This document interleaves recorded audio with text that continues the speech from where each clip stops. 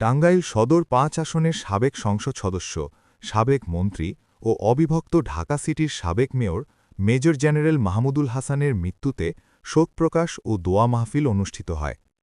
শনিবার টাঙ্গাইল সদর উপজেলার মাহমুদনগর ইউনিয়নের মেজর মাহমুদুল হাসান উচ্চ বিদ্যালয় মাঠে এই দোয়া মাহফিলের আয়োজন করা হয়।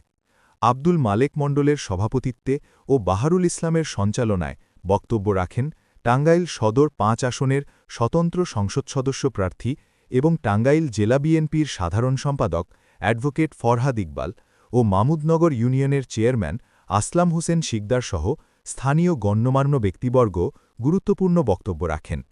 উক্ত অনুষ্ঠানে অ্যাডভোকেট ফরহাদ ইকবাল বলেন, টাঙ্গাইলের চর অঞ্চলের যত উন্নয়ন হয়েছে তাই মাহমুদুল হাসানের হাত ধরেই হয়েছে।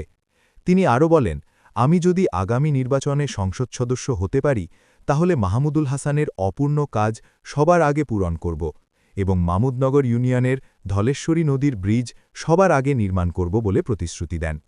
সর্বশেষ মেজর জেনারেল মাহমুদুল হাসানের আত্মার মাগফেরাত কামনা করে পবিত্র কোরআন তেলাওয়াত ও বিশেষ মোনাজাতের মাধ্যমে অনুষ্ঠানটি সমাপ্ত ঘোষণা করা হয়।